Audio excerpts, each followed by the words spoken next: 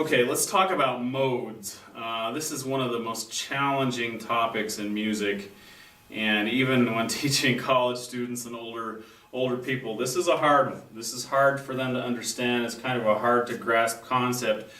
And the challenge with this is they've got to have some pretty significant musical background, understanding of music theory for this to make sense. Other than just saying, we have two more modes, or major mode and minor mode. This one sounds happy and this one sounds sad. And there's really not much more you can do with that unless you teach them theory. And so that's what I'm going to do. I'm going to briefly talk about the theoretical aspects of these two modes and see if I can help you understand a little bit more of why these exist. And there's a lot more than two. This is just the most common ones we use, and pretty much all you'll ever use in an elementary setting.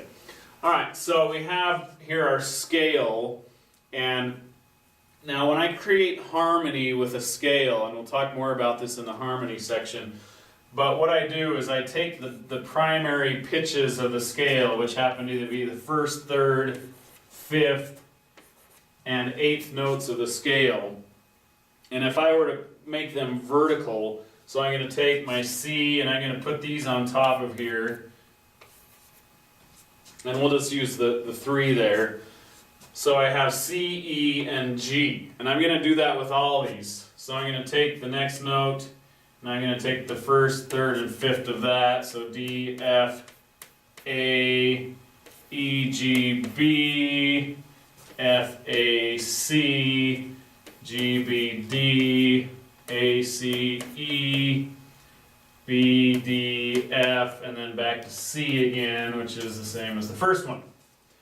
Okay, now you'll notice I didn't put any sharps or flats because in the key of C we have no sharps or flats, and that's why I'm using this one.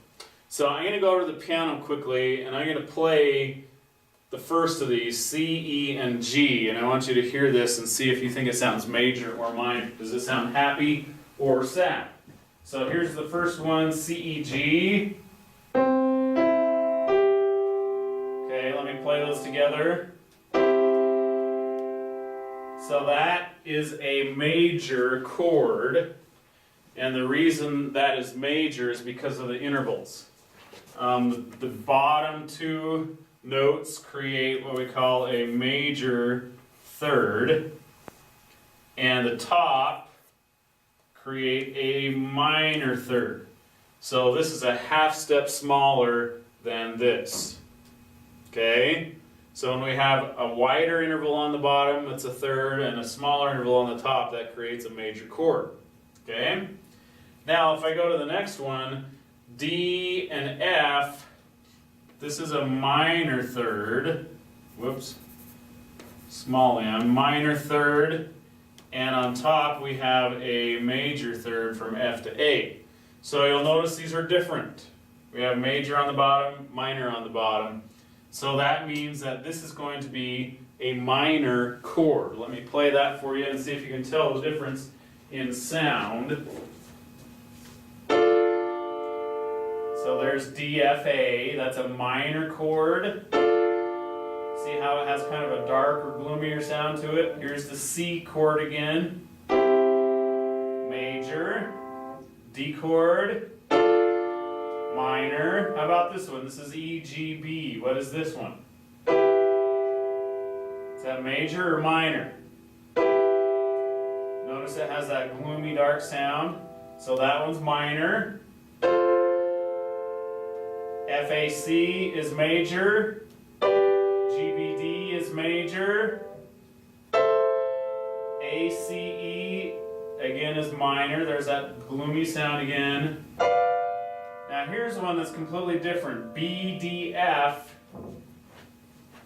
actually has different intervals than these other ones.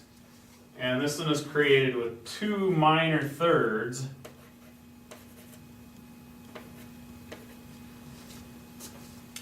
That makes this what we call diminished. So it has an even different sound. And the diminished chord is kind of a frightened sound, or a scary sound. So if you want to write scary music or want somebody to sound frightened or have a tenseful situation, that's a good chord to use. And so that's not a mode, that's just a different type of chord. And then again we land on major. So we have major, diminished, minor, major, major, minor, minor, and major. Okay?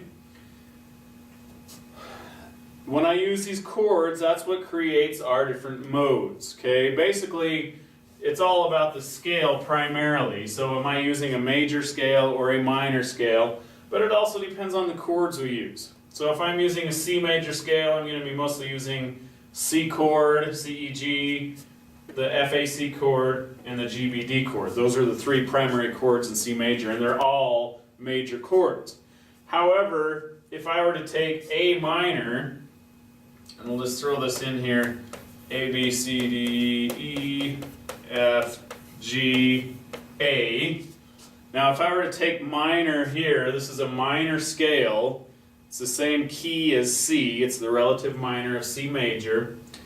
And if I were to put my things up here, B, D, F, C, E, G, and so forth, we would notice that this one, and this one, which are the primary chords, which would be the equivalent of this, this, and this, those are all minor.